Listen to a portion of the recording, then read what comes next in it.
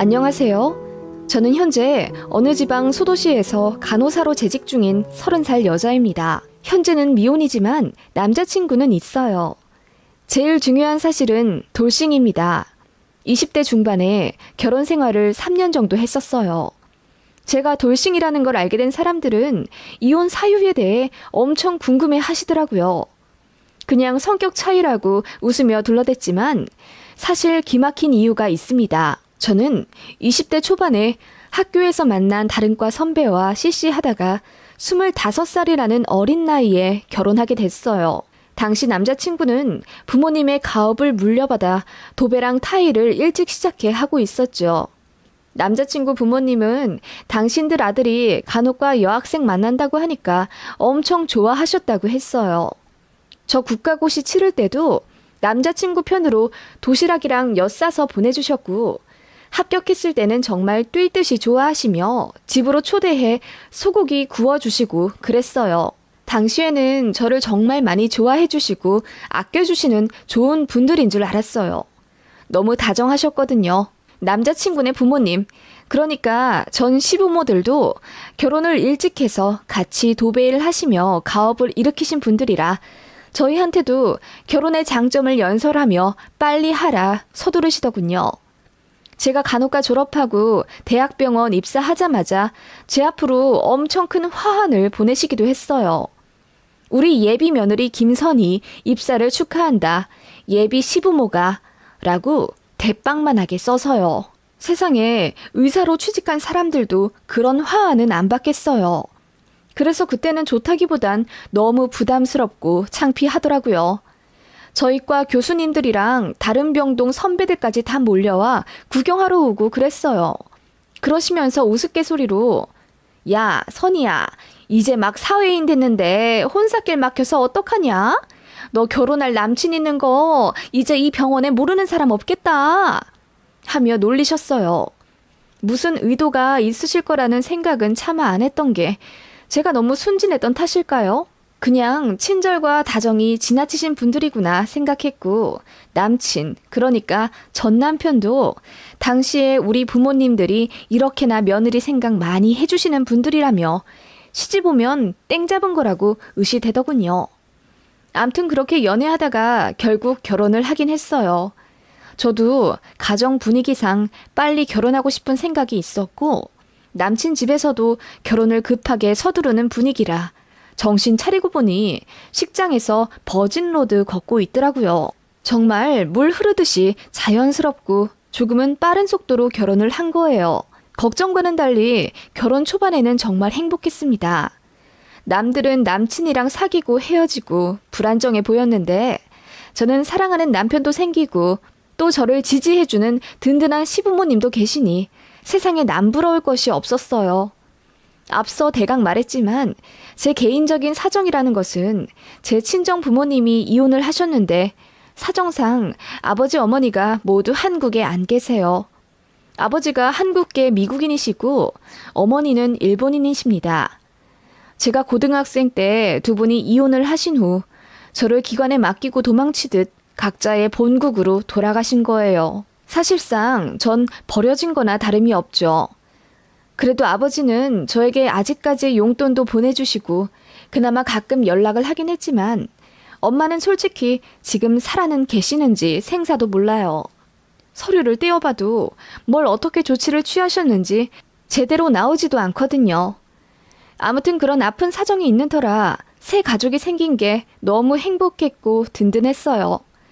그런 저를 딱하게 생각하신, 아니 딱하게 생각하실 거라는 제 착각이었지만 아무튼 시어머니가 저더러 시댁에 들어와 합가하며 다복하게 살자고 저를 설득하셨고 결혼한 지 석 달 만에 살던 집 정리해서 시댁으로 들어가 살게 되었습니다. 불편한 점도 물론 있었지만 그래도 가족과 함께라는 점이 행복하더군요. 어머님 밑에서 요리도 배우고 살림도 배우는 게 처음에는 재미있었지만 사실은 점점 불만이 생기긴 했어요. 남편 역시 시부모님과 같이 몸 써가며 일하느라 힘든 거 압니다. 하지만 저도 3교대 하느라 정말 많이 지치고 힘들었어요. 게다가 간호사 일에 대해 아시는 분들은 아시겠지만 태움 문화가 장난이 아닙니다. 제가 신규 간호사였을 땐 선배들한테 구박도 많이 받았고 거의 매일같이 눈물 쏙 빠질 정도로 매섭게 혼나곤 했어요. 심한 날은 싸대기도 맞았고요. 일의 강도도 높고 스트레스도 많이 받아서 솔직히 집에 오면 파김치가 다 됩니다. 게다가 시댁은 제 직장과 거리가 많이 멀어서 광역버스로 1시간 반 거리였어요. 앉아서 오가면 다행이었고 퇴근 시간이 애매할 때는 버스 안에서 콩나물 시루처럼 빽빽히 껴서 오곤 했습니다. 그런 날이라도 집에서 요리와 가사일 하는 건 자연스럽게 제 몫이 되었습니다. 남편은 하루 종일 무거운 짐 드느라 힘들었다는 이유로 방 안에서 꼼짝도 하지 않았어요. 어머님이 나서서 우리 아들 하루 종일 힘들었겠다. 어서 가서 쉬렴. 세아가 어서 손 씻고 부엌 들어와서 수제비 준비해. 오늘 좀 늦었구나. 다음부터는 좀 일찍 좀 다니고, 응? 하시며 남편을 방 안에 넣고 지친 저를 부엌에 불러들이시곤 하셨죠. 그나마도 처음엔 같이 하셨지만 나중엔 저더러 저녁 차리라 요구하시더라고요. 도배 일이 너무 힘들어서 집에 오면 손 하나 까딱하기 싫고 이제는 시어머니도 집에서 다른 사람이 해준 밥 편하게 먹고 싶다는 이유였습니다. 연애 때 뵙던 분들이랑 너무 다르다는 생각에 혼란스러울 정도였어요. 그래도 저는 워낙 어린 나이에 결혼했고 친정이란 든든한 백도 없잖아요. 네이트판 같은 곳에서 시댁 이야기나 접했기 때문에 진짜 바보 같지만 시댁에서 합가하면 다들 이렇게 사는 줄 알았어요. 게다가 저 역시 뭐 돈이 많거나 스펙이 좋거나 하지도 않았기 때문에 그냥 순응하며 살려고 노력했던 것 같아요. 워낙 성격이 순하기도 했고요. 그런데 지금 생각해보면 가스라이팅 당했던 것 같아요. 시어머니가 결혼하고 나서부터 항상 이렇게 말씀하셨거든요. 다른 집 아들은 결혼하면서 지 장모한테 선물도 받고 먹고 싶은 것도 얻어먹고 그렇지만 우리 아들은 그런 복은 없네. 그래도 네가 잘하면 다 상쇄되는 법이다. 우리는 너 같은 며느리 들인 거 정말 행복해. 그러니까 너도 부족함을 채우려고 늘 노력하거라. 천의 고아까지는 아니지만 그래도 친정도 없는 너를 이렇게 환영해주는 시댁이 또 어딨다니? 라고 말씀하시며 저를 위하는 따뜻한 말인지 뭔지 헷갈리는 말씀을 많이 하셨어요. 어머님은 항상 저더러 부족하지만 착한 며느리라고 강조하시며 제가 시댁에 더 불만 갖지 않고 순종하며 살도록 종용하셨던 것 같아요. 친정이 없는 제 처지를 늘상 강조하시면서 말이에요. 남편도 마찬가지였습니다. 연애 때는 별도 달도 따다 줄 듯 하더니 결혼하자마자 마마보이 마냥 어머님이 하라는 대로 하고 맨날 집에서 벌러덩 누워있더군요. 집에서 저만 엉덩이 안 붙이고 밤 12시까지 집안일 하다가 자고 새벽 5시에 일어나 출근하는 날이 많았고 밤새서 일하다 온 날에도 낮에 시간이 빈다는 이유로 시댁 따라 도배일 시다발이 하고 그랬어요. 그렇게 1년 정도 하고 살았어요. 그러다 보니 저도 사람인지라 점점 불만이 쌓여갔어요. 게다가 어머님은 항상 저에게 링거를 놔달라 하셨어요. 불법이긴 하지만 사실 가족 중에 간호사 있으면 이런 일 부지기수거든요. 아무튼 어머님은 꼭 밥 먹고 나면 갑자기 피곤하다 하시며 링거 주사를 놔달라 하시면 꼼짝없이 2시간은 누워 계셔야 합니다. 그렇게 되면 저 혼자 밥상 다 치우고 집안일 다 해야 했어요. 어머님은 그렇게 안방에서 제가 나들이는 링거 맞으며 핸드폰으로 재밌는 거 보시며 깔깔 웃으시다 잠드시고요. 아버님 역시 저를 절대 도와주지 않으셨습니다. 남편도 마찬가지였죠. 어머님은 저에게 이래서 간호사 며느리가 좋다는 건가 봐. 역시 우리 며느리가 놔주는 수액이 최고라니까. 고마워. 우리 며느리밖에 없어. 알지? 하시며 저를 축혀 세워주며 칭찬을 해주셨고 저는 떨떠름한 웃음을 지을 수밖에 없었어요. 그런 집안 분위기를 타다 보니 제 안에 무언가 뜨거운 돌이 활활 타오르는 듯 했어요. 화가 나는데 표출을 못하니 속에 앙금만 낳는 느낌. 너무 힘들었습니다.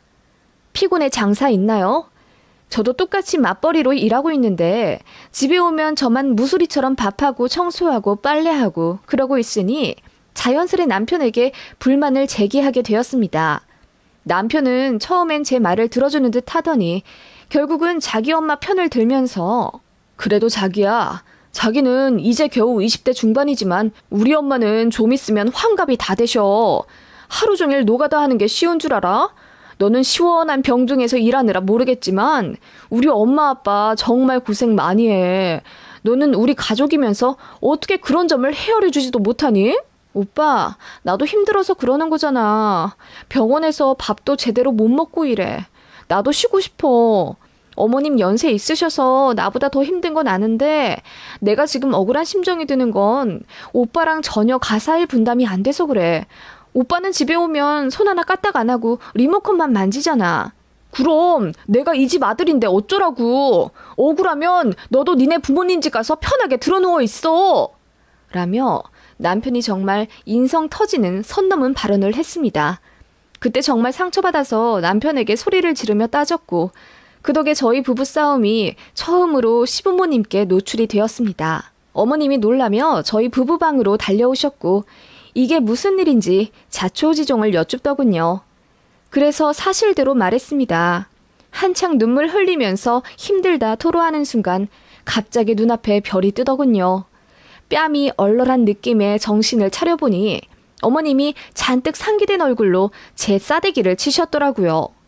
네가 주제 파악을 못하는구나. 친정도 없고 돈도 없는 네가 뭐가 잘나서 우리 아들한테 빽빽거리고 있어. 네? 어머님, 그게 무슨 말씀이세요? 너 아주 안 되겠구나. 간호사에 착하고 순한 것 같아서 우리가 며느리로 삼으려고 한 건데 결혼하고 나서 보니 영 딴판이잖아. 너 우리한테 시집 오려고 가면 쓴 거였니? 우리 사기 결혼 당한 거야? 어머님, 어떻게 그렇게 말씀하세요? 가면을 썼다뇨. 저는 항상 어머님 아버님이랑 이 사람한테 진심이었어요. 어머님도 아시잖아요. 모르겠다. 나중에 너한테 병간호나 맡길 수 있을지 장담도 못하겠네. 네가 그러고도 백의의 천사 맞니? 어떻게 가족한테 계산적으로 굴 수가 있어. 서로 도와가며 사는 거지. 네가 친정이 없어서 그런 것 같아. 내가 오늘 손을 올린 건 회초리라고 생각해라. 너무 마음에 담아두지 말거라. 나도 더는 너에게 실망하고 싶지 않구나. 라고 하시며 누가 피해자고 누가 가해자인지 모를 법한 말로 혼돈을 주며 제가 엄청난 잘못을 한 것처럼 몰아가시더라고요. 온 가족이 그렇게 하니 저도 모르게 자꾸만 자가져만 갔어요. 모르겠어요. 병원에서도 저는 제일 서열 하위였고 집에서도 전혀 존중받지 못한 꼬봉이다 보니 저도 모르게 세뇌당했던 것 같아요. 게다가 어머님 말솜씨가 장난이 아니었거든요. 지금에야 가스라이팅이라는 문제가 수면 위에 올라 서로 주의하는 분위기지만 당시에는 잘 몰랐어요. 어머님은 그렇게 치밀하게 저를 조종하시며 순종적인 며느리로 만드셨던 것 같습니다. 지쳐갔어요. 어머님은 제가 간호사 며느리라며 동네방네 자랑하고 다니셨기 때문에 아주머니들이 앞다투어 저에게 링거 맞으러 오고 그랬습니다. 제가 피곤해서 코피가 나도 어머님은 동네 아줌마랑 약속이 되어 있다며 밤 10시에도 저에게 주소가 적힌 쪽지를 주시며 여기 가서 링거 하나만 맞춰주고 오라고 심부름을 시키셨어요. 그렇게 하면 어머님만 좋은 사람이 되고 동네에서 치켜 세워주고 어깨 으쓱하니까 자꾸 저를 이용하시더라고요. 한날은 제가 결국 거절을 했습니다. 어머님, 저 자꾸 다른 아줌마들한테 이거 놔주는 거 너무 피곤하고요. 이거 사실 걸리면 안 되는 거예요.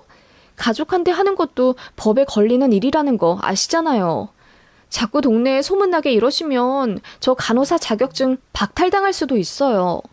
라고 했더니 어머님이 소스라치게 놀라시며 뭐라고? 아니 그걸 왜 이제 말하고 있어? 아 그래 이제부터 동네 아줌마들 심부름 안 시킬란다. 미안하다. 라고 하시며 정말 다시는 동네로 출장 나가는 일이 없었습니다. 당시는 어머님이 정말 저한테 미안해서 그러신 줄 알았는데 알고 보니 제 간호사 자격증이 박탈당할까봐 그러셨나 보더라고요. 어머님은 그렇게 저를 알뜰하게 뽑아 먹으셨어요. 암 환자나 중증 환자들이 먹는 영양제 같은 것도 저는 정보를 더 알고 있으니 저한테 물어봐서 사다 달라 하실 때도 많았고요. 그리고 남편 포함 가족들이 아프거나 할 때도 병간호는 무조건 제 차지였습니다. 한 번은 온 가족이 모두 독감에 걸려 저도 출근 못하고 집에서 빌빌대고 있는데 어머님이 백이의 천사님, 우리 아들이 열이 39도인데 화장실 데려가서 찬물 샤워 좀 시켜주세요. 라고 부탁하시길래 제가 저도 오한이 와서 그렇게는 못하겠다고 했더니 저를 한참 째려보시더라고요. 그러고도 제가 간호사가 맞냐며 저더러 간호사로도 며느리로도 심지어 부인으로도 자격 부족이라고 엄청 비아냥 대시더군요. 또 저만 천하의 나쁜 년이 되는 가족분이기 때문에 저는 아픈 몸을 일으키고 가족들을 돌볼 수밖에 없었습니다. 그러다가 청청병력 같은 일을 겪게 됐어요. 유난히 소화가 안 되더라고요. 원래 손발이 차고 소화제를 달고 사는 체질이긴 했는데 나이트 근무를 무리하게 서서 그런가 물도 제대로 못 마시겠고 기침만 나오고 그러더라고요. 체했나 싶어 약도 때려붓고 그래도 며칠째 속이 안 좋아서 결국 위내시경을 받았습니다. 그런데 정말 놀랍게도 제가 위암이더군요. 다행히 초기이긴 했지만 덩어리가 여러 개로 이곳저곳 위험한 곳까지 분포되어 있어 수술이 조금 까다롭게 진행될 거고 완전히 제거되리란 보장도 없어 항암 치료를 같이 받아야 할지도 모른다더군요. 하늘이 무너지는 슬픔이었습니다. 아직 20대인데 제가 위암이라니. 게다가 저도 병동에서 일하는 사람이기에 젊은 사람이 암 진행률이 더 빠르다는 것도 알고 있었어요. 그래서 너무 속상하더라고요. 집에 와서 펑펑 울며 가족들에게 말했습니다. 어머님, 아버님, 오빠, 저 위암이래요. 덩어리가 많대요. 다행히 초기긴 하지만 수술이 까다롭다고 하더라고요. 저 어떡해요? 이렇게 젊은데. 라고 했어요. 제가 생각했던 반응은 아버님, 어머님, 남편 모두 소스라치게 놀라며 제 걱정을 해주는 레파토리였습니다. 그런데 생각과도 다르게 아버님은 얘기 듣자마자 방문을 박차고 나가버리셨고 어머님은 조금 놀란 표정으로 네가 위암이라고? 이제 어떡하니? 라고 말씀하실 뿐이었습니다. 남편은 제 걱정을 좀 해주는가 싶더니 바로 소파에 드러누우며 수술 받으면 잘 될 거라고 남보다도 심드렁하게 반응하더라고요. 진짜 어이가 없었습니다. 이게 어머님이 강조하신 가족에 대한 사랑인가? 어떻게 가족 구성원이 암에 걸렸다는데 반응이 이렇게 미적지근하지? 저만 펑펑 울고 있고 어머님은 그냥 혀만 차시며 이제 어떡하냐고 떫은 표정으로 앉아 계실 뿐이었죠. 따뜻한 위로나 애절한 공감 같은 건 전혀 없었습니다. 그때 뒤통수를 망치로 얻어맞은 느낌이었어요. 그제야 난 이 집에 호구가 맞았구나. 제대로 타격이 오더군요. 피가 차갑게 식는 듯 했어요. 정말 정이 확 떨어지더라고요. 저는 펑펑 나오던 눈물을 싹 닦아낸 뒤 그냥 차분하게 일어났습니다. 저 내일 입원해요. 교수님이 사정 봐주셔서 내일 모레 바로 수술 잡혔거든요.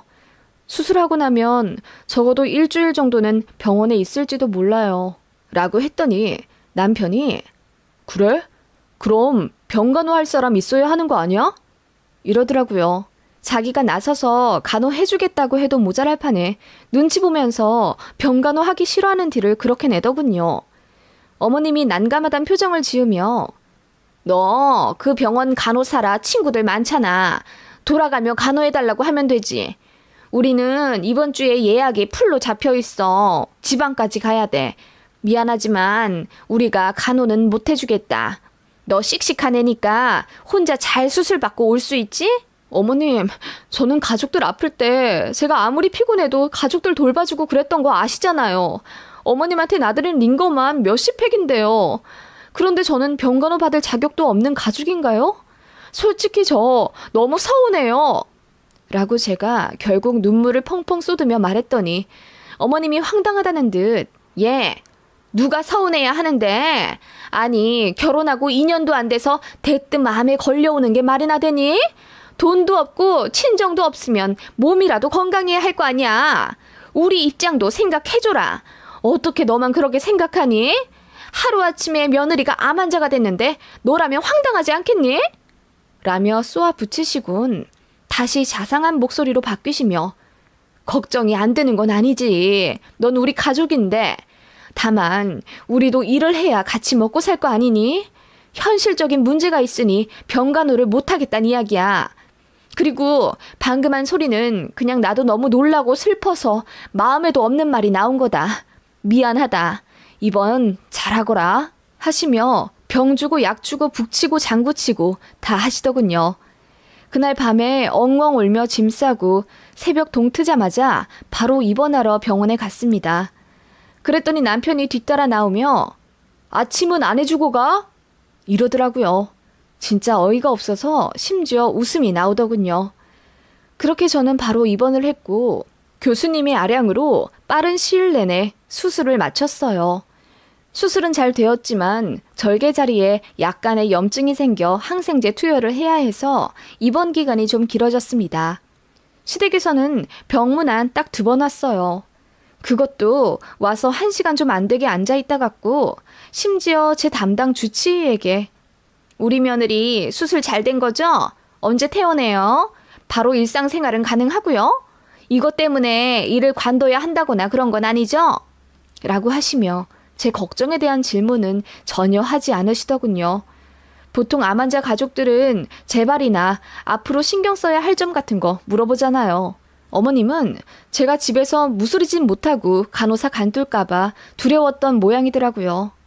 시댁 가족들 아무도 제 병간호를 해주지 않았기 때문에 제 친구들 2명이 사정을 딱하게 알고 저를 도와줬고 이틀 정도는 제 사비 들여 병간호 서비스 받았습니다. 그렇게 치료받고 집으로 돌아오니 그야말로 현타가 오더군요. 제가 집에 오자마자 방으로 들어가 누워있으니 어머님은 그래, 오늘 하루는 푹 쉬거라. 내일부터는 좀 일어나서 움직여야지. 출근은 언제부터 하니? 그래도 다음 주에는 할 거지? 라고 하시는데 기가 차더군요. 그렇게 방 안에 죽은 듯이 누워있었고 어머님은 처음 이틀 정도는 죽을 끓여주시더니 나중에는 그것마저 귀찮다며 저더러 알아서 끓여 먹으라 하시더군요. 그러면서 가족들 먹고 난 설거지까지 부탁했고요.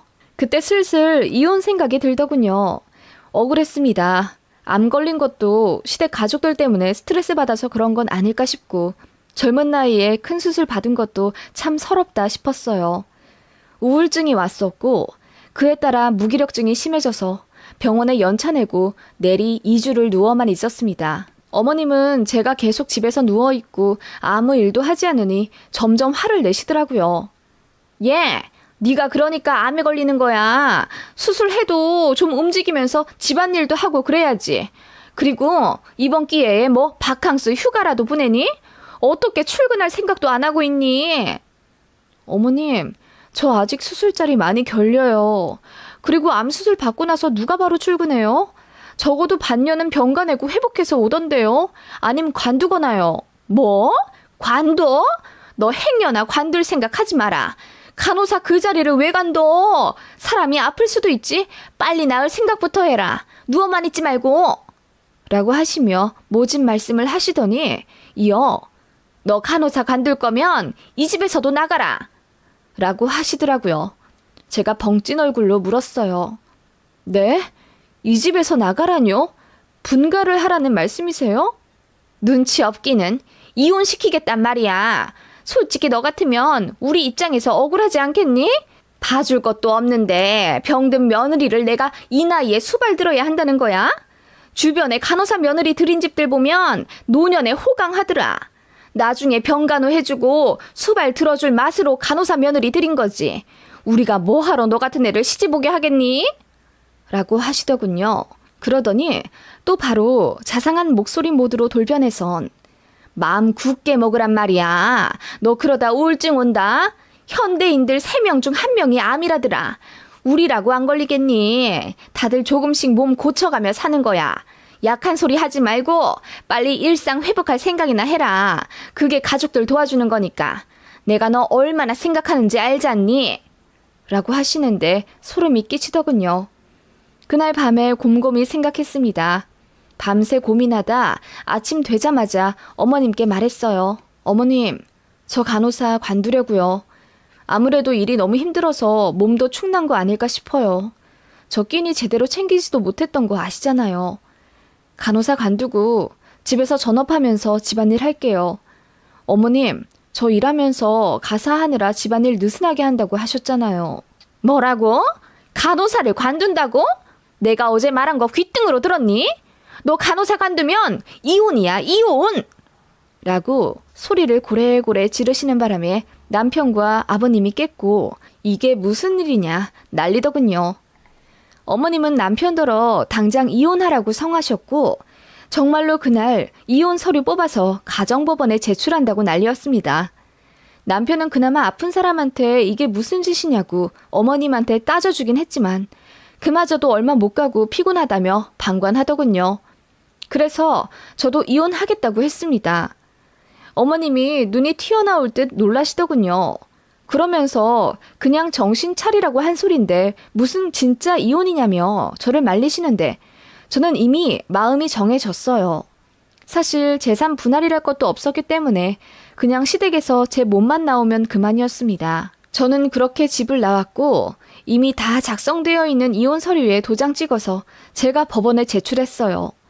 어머님은 제가 정말로 도장 찍을 줄은 몰랐던 모양인지 급하게 취소하겠다 어쩐다 하는 걸 제가 바로 진행시켰습니다. 그렇게 황당하게 이혼이 된 거예요. 애가 없으니 한 달 걸리더라고요. 저는 시댁에서 바로 나와서 월세방 구했고 병원에는 병가 내고 3개월 정도 쉬었습니다. 그동안 너무 쉴 틈 없이 바쁘게 살아와서인지 모처럼의 고요한 평화가 낯설더군요. 조금씩 운동하고 그러면서 저 자신을 위한 시간을 찾아가려 노력했습니다. 참 아이러니한 게도 그렇게 이혼 요구하던 시댁이 막상 진짜 제가 도장 찍으니 그때부터 저 자세로 나오더군요. 이혼하고 나서도 자꾸 남편에게 연락이 와서는 자기 엄마가 아픈데 이럴 땐 어떻게 해야 하냐 물어보고 그러더라고요. 씹었습니다. 그러더니 시어머니, 아니 전시모까지 연락이 와서는 한 번만 도와달라. 힘이 없는데 예정 생각해서 링거 좀 놔주고 가면 안 되겠냐 이러더라고요. 황당했네요.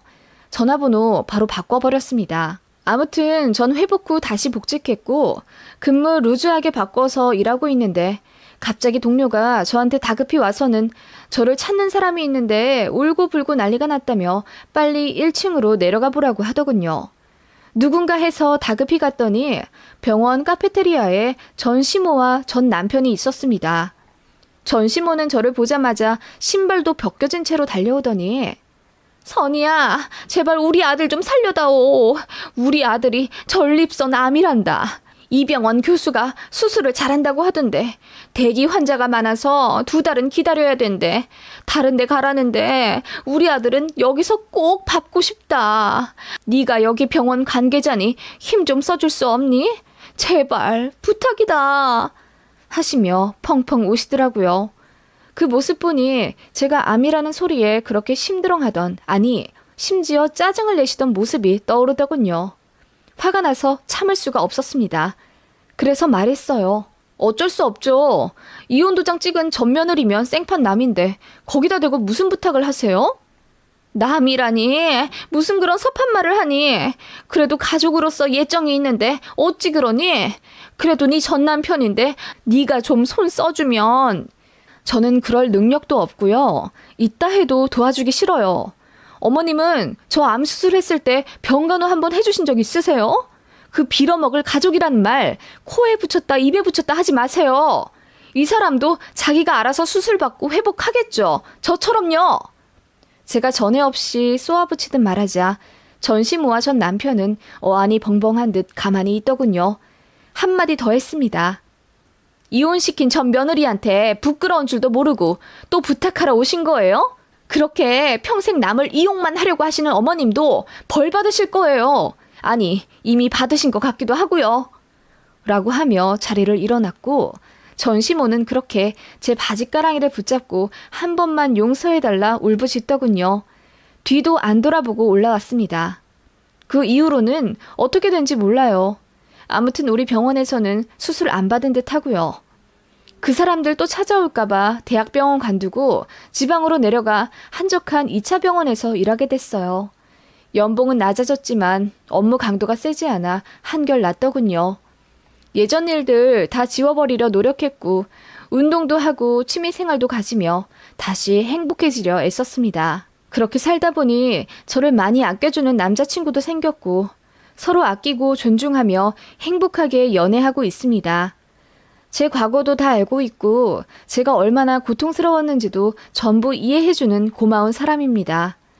한 번의 지옥 경험은 또 다른 지옥문을 피할 수 있는 능력을 주는 것 같아요. 지뢰를 피하듯 불행을 피해가며 행복하게 살도록 노력할게요. 긴 이야기를 마칩니다. 들어주셔서 감사했어요.